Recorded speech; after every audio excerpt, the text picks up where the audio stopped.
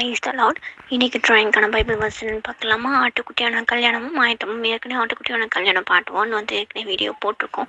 அதை பார்க்காதவங்களுக்கு இல்லை டிஸ்கிரிப்ஷன் பாக்ஸில் வந்து லிங்க் கொடுக்குறேன், அதில் பாருங்கள். இப்போ வந்து ஆயத்தத்தை கொடுத்து பார்க்கலாம். வெளிப்படுத்து 19வது அதிகாரம் 7வது வசனம்.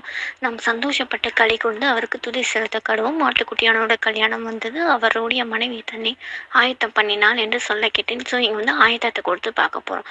ஸோ இது வந்து அப்படியே வந்து ஓமைகள்லாம் வந்து ஆண்டு வந்து சொல்லியிருக்க அந்த 10 கன்னிகைகளை பற்றி பார்க்கலாம்.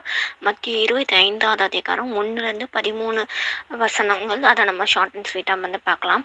பரலோக ராஜ்யம் தங்கள் தீவெட்டிகளை பிடித்திருக்க 10 கன்னிகைக்கு ஒப்பாக இருக்கிறது. அதாவது இங்கே வந்து பரலோக ராஜ்யம் எப்படிப்பட்டதுன்றத சொல்லியிருக்காரு. தீவெட்டியை வந்து மென்ஷன் பண்ணியிருக்காரு. ஸோ தீவெட்டினா என்ன? இங்கிலீஷில் வந்து லேம்ப் இருக்குது. நம்ம பல விதமான லேம்ப்ஸ்க்கு வந்து வச்சுக்கலாம். ஆனால் இங்கே வந்து தீவெட்டின்னு கொடுத்துருக்காங்க. தீவெட்டினா அந்த காடுகள் தூரம் எடுத்துகிட்டு போகும்போது நீட்டமாக ஒரு குச்சி இருக்கும். கார்னரில் வந்து துணி வச்சு சுற்றி எண்ணெய் ஊற்றி அதை வந்து நெருப்பு பற்ற வச்சு வந்து காட்டுங்களில் வந்து தூரமாக வந்து வெளிச்சம் காட்டணும். ஏதோ பூச்சி ஏதோ மிருகம் வரக்கூடாதுன்றதுக்காக அந்த தீவெட்டியை வந்து பயன்படுத்தாங்க. அந்த தீவெட்டி தான் ஆண்டவர் இங்கே வந்து சொல்கிறார். ஸோ அந்த தீவெட்டி வந்து ஒரு ஐடென்டிட்டியை என்ன சொல்கிறாரு, பைபிளில் என்ன மென்ஷன் பண்ணியிருக்குன்னு பார்க்கலாமா? ஏசியா 62வது அதிகாரம் 1வது வசனம்.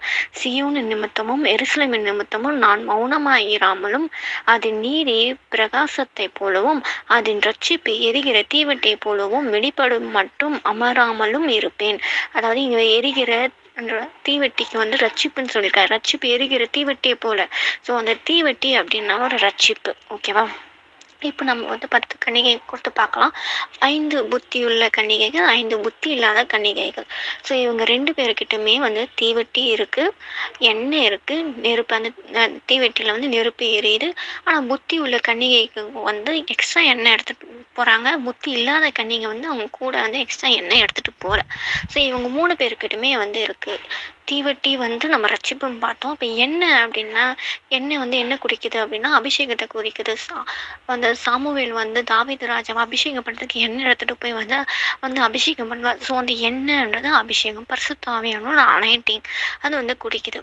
அது வந்து நெருப்பு வந்து என்ன குறிக்குதுன்னு தெரியுமா? வந்து லூக்கா 24வது அதிகாரம் 25வது வசனம். அப்பொழுது அவர்களை நோக்கி தீர்க்க தரிசனம் சொன்ன யாவையும் விசுவாசிக்கிறதுக்கு புத்தி இல்லாத மந்த இருதயமுள்ளவர்களே அப்படின்னு சொல்லி, இதை வந்து இயேசுப்பா வந்து உயிர் தெழுந்த 3வது நாளில் வந்து எம்மா ஊருக்கு போகிற வழியில் 2 சீஷருக்கு வந்து ஆண்டவர் வந்து வெளிப்படுத்தும் போது அந்த சீஷங்க 2 பேரும் வந்து 3 நாள் ஆண்டவர் வந்து மரித்தது வந்து பேசிகிட்டே வராங்க.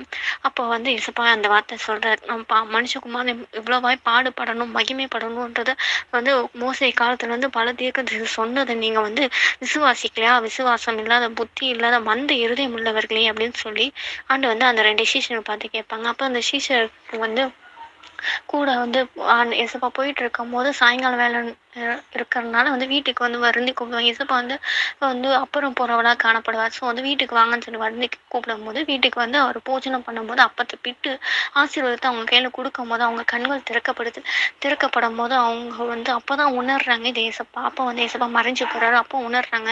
அப்போ வந்து 32வது வசனம் சொல்லுது, அப்போது அவர்கள் ஒருவர் நோக்கி வழியிலேயே அவர் நம்முடனே பேசி தேவ வாக்கியங்களை நமக்கு விளங்கி காட்டும் பொழுது நம்முடைய இருதயம் நமக்குள்ளே கொழுந்து விட்டு எரியவில்லையா என்று சொல்லி கொண்டார்கள். அதாவது வந்து இயேசுப்பா வந்து சொல்றாரு, எப்படின்னா மனுஷகுமார் வந்து பாடுபட்டு மகிமையில எழும்புவாரு சொல்லி அந்த தீர்க்க தரிசனம் சொன்னது எல்லாமே அவங்களுக்கு வந்து சொல்லும் போது அவங்க 2 பேர் இயேசுப்பாவும் அந்த 2 சீஷனும் கான்வர்சேஷன் இருக்கும் போது இயேசுப்பா சொன்ன வார்த்தைகள்லாம் அவங்க இருதயத்தை வந்து கொழுந்து விட்டு இருந்துச்சு. அதாவது விசுவாசம் அந்த அதுக்கு முன்னாடி வசனம் வந்து விசுவாசம் இல்லாத புத்தி உள்ள மந்த இருதயம் உள்ளவங்கன்னு சொல்லி இயேசுப்பா திட்டுவார். ஸோ அதனால அந்த விசுவாசம் அவங்களுக்குள்ள வந்து கொழுந்து விட்டு எரிஞ்சிச்சு. அவங்க இருதயம் வந்து கொழுந்து விட்டு எரிந்தது. ஸோ அந்த கொழுந்து விட்டு எரியுது. அந்த தீ வந்து அவங்க தீவெட்டிகளை பிடிச்சிருக்கும்போது அந்த தீ வந்து கொழுந்து விட்டு எரியுது இல்லையா? ஸோ அந்த வந்து விசுவாசம் அப்படின்னு சொல்லி நம்ம வந்து எடுத்துக்கலாம். அதே லூக்கா 18:8 சொல்றாரு, ஆகிலும் மனுஷகுமார் வரும்போது பூமியில விசுவாசத்தை காண்பாரோ அப்படின்னு சொல்லி கேட்பேன். ஸோ இயேசுப்பா வருகை அப்போ பூமியில வந்து விசுவாசத்தை காண முடியுமா அப்படின்னு சொல்லி இயேசுப்பாவே ஒரு கேள்வி வைக்கிறார். அதாவது விசுவாசம், அந்த நெருப்பு அப்படின்றது வந்து விசுவாசம். இவங்க 3 செட் ஆஃப் பீப்புள்ஸ்க்குமே வந்து என்ன இருக்கு, அதாவது ரட்சிப்பு இருக்கு, அச்சே அந்த தீவெட்டி இருக்கு. தீவெட்டி வந்து ரட்சிப்பு இருக்கு. எண்ணெய் வந்து அபிஷேகம் இருக்கு. நெருப்பு வந்து விசுவாசம். இது 3மே வந்து 2 செட் ஆஃப் பீப்பிள் கிட்டயுமே இருக்கு. ஆனா எக்ஸ்ட்ரா எண்ணெய் வந்து புத்தி உள்ள ஸ்திரீகள் கிட்ட மட்டும் தான் இருக்கு. அப்போ வந்து 5வது வசனம் மத்திய 25 5வது வசனத்தும் மணவாளன் வர தாமதமானபோது அவர்கள் எல்லாரும் நித்திரை அடைந்து தூங்கிவிட்டார்கள். அதாவது மணவாளன் வர தாமதமாகிறபோது இவங்கலாம் தூங்கிட்டாங்க. அது வந்து டிலே ஆகுது. நெடுங்காலமா காத்திருக்க இருதயம் இளைக்கப்படணும்னு சொல்லி இவங்க வந்து மணவாளன் வருவாருன்னு சொல்லி ஆயத்தமா அந்த காத்து சோர்ந்து போயிட்டாங்க. நித்திரை தூக்கம் அப்படின்னா அது ஒரு சோர்வை குடிக்குது. ஸோ அவங்க வந்து சோர்வுக்குள்ளாக போனதுனால அவ்விசுவாசம் அவங்களுக்குள்ள வந்து விசுவாசம் வந்து டவுன் ஆகும்போது வந்து 6-7 வருஷம் சொல்லுது. நடு ராத்திரியிலே மணவாளன் வருகிறார், அவருக்கு எதிர்கொண்டு புறப்படுங்கள் என்ற சத்தம் உண்டாயிற்று. அதாவது ராத்திரி வந்து மணவாளன் வராரு, நீங்க எதிர்கொண்டு போங்கன்னு ஒரு சத்தம் முன்னாடி ஏற்கனவே ஆட்டுக்குட்டியான கல்யாணத்துல வந்து சத்தத்தை கொடுத்து நம்ம பார்த்துருக்கோம். இங்க வந்து அந்த சத்தத்தை கொடுத்தோடனே அப்போ வந்து கன்னிகைகள் என்ன பண்றாங்க? 7வது வசனம், அப்போது அந்த கன்னிகைகள் எல்லாரும் எழுந்திருந்து தங்கள் தீவெட்டிகளை ஆயத்த பண்ணினாங்க. அப்போதான் அந்த தீவெட்டியை வந்து ஆயத்தப்படுத்துறாங்க. ஆயத்தப்படுத்தும் போது புத்தி உள்ள ஸ்திரீகள் என்ன பண்ணாங்க, கூட எக்ஸ்ட்ரா எண்ணெய் இருந்தனா அவங்களுக்கு விசுவாசம் இல்லை, சோர்ந்து போயிடுச்சுக்கும். இவ்வளோ தூரம் வந்தோம் வந்து சோர்ந்து போய் இவ்வளோ தூரம் காத்துந்து இவ்வளோ தூரம் வந்துட்டோம், சோர்ந்து போயிட்டேன். ஆனாலும் விசுவாசம் கொஞ்சம் வந்து அபிஷேகம் கொஞ்சம் இருந்ததுனால என்ன பண்ணிட்டாங்க, அவங்க வந்து எண்ணெயை வந்து எல்லாமே ஆயத்தம் பண்ண ஆரம்பிச்சிட்டாங்க. நம்ம வாழ்க்கையில இப்படிதான் எசப்பா வந்து வாக்குத்தத்தம் கொடுத்து ரொம்ப வருஷமா நம்ம காத்திருக்கும் ஒரு சோர்வு ஒரு வந்து பணம் வந்து ரொம்ப சோர்வாய் அவிசுவாசமா போயிட்டு அவ்வளோதான் இதுக்கு மேலே என்ன அப்படின்னு சொல்லி நம்ம விட்டுருக்கலாம். ஆனால் ஆவியானவர் வார்த்தை கொண்டு நம்மளை வந்து பலப்படுத்துவார். இல்லை ஆண்டவர் நிச்சயம் உனக்கு ஆசீர்வாதத்தை கொடுப்பார், வாக்குத்தத்தத்தை நிறைவேற்றுவார் அப்படின்னு சொல்லி இவ்வளோ தூரம் நடத்தி வந்தவர் கைவிட மாட்டார்.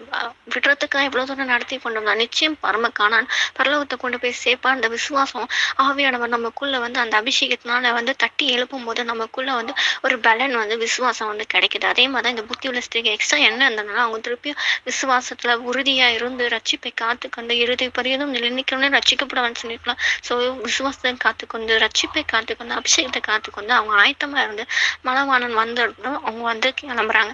அதுக்கு முன்னாடி வந்து புத்தி உள்ள ஸ்திரீகள் வந்து புத்தி உள்ள ஸ்திரீகள் கிட்ட போய் எங்களுக்கும் கொஞ்சம் எண்ணெய் கொடுங்க அப்படின்னு சொல்லுவாங்க.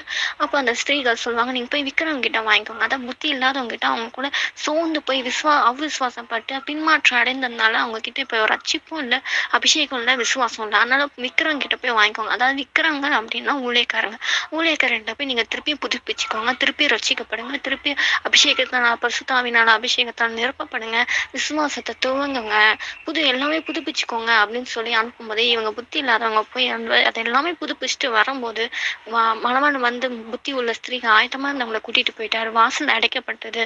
இவங்க புத்தி இல்லாத ஸ்திரீகள் வந்து வந்து ஆண்டவரே எங்களுக்கு திறக்க வேண்டும் அப்படின்னு சொன்னாங்க. அப்போ ஆண்டவர் வந்து உங்களை அறியேன் அப்படின்னு சொல்லிடுறாரு. அதனால நம்ம வந்து விசுவாசத்தையும் உறுதியா இருக்கணும், ரட்சிப்பை காத்துக்கொள்ளணும், அபிஷேகத்துல நிலைச்சு நிற்கணும். வந்து 13வது வசனம் சொல்லுது, மனுஷகுமாரே என் நேரத்துல என் நாளிகளை எந்த நேரத்துல வருவான்னு நீங்க அறியாது இருக்க அப்படின்னா ஜெபம் பண்ணி விழுத்துருங்க அப்படின்னு ஸோ நம்ம விசுவாசத்தோட ஆண்டவர் நிச்சயம் வருவார், என்னை கூட்டிட்டு போவார்ன்ற விசுவாசத்துல காத்திருக்கும் போது நிச்சயமா இயேசப்பா வந்து நம்மளை வந்து கூட்டிட்டு போவார். ஸோ ஆவியான கிட்ட நம்ம கேட்போம், வந்து இந்த ரட்சிப்பை நான் இழந்து விடக்கூடாதுப்பா, அபிஷேகத்தை நான் இழந்து விடக்கூடாதுப்பா, விசுவாசத்தை நான் வந்து துவக்கிறவன் முடிக்கிறவனா நீங்க இருக்கிறீங்க, எனக்கு விசுவாசத்தை தாங்க, விசுவாசத்துல உறுதியா இருக்க தாங்க, என் கூட விசுவாசத்தை துவங்க வைங்க. ஸோ அப்படின்னு சொல்லி இயேசப்பாகிட்ட அனுதினமும் கேட்கணும். ரட்சிப்பு அபிஷேகம் விசுவாசத்தை இழந்து விடாதபடி இயேசப்பாகிட்ட கிருபை கேட்போம். ஆமீன்.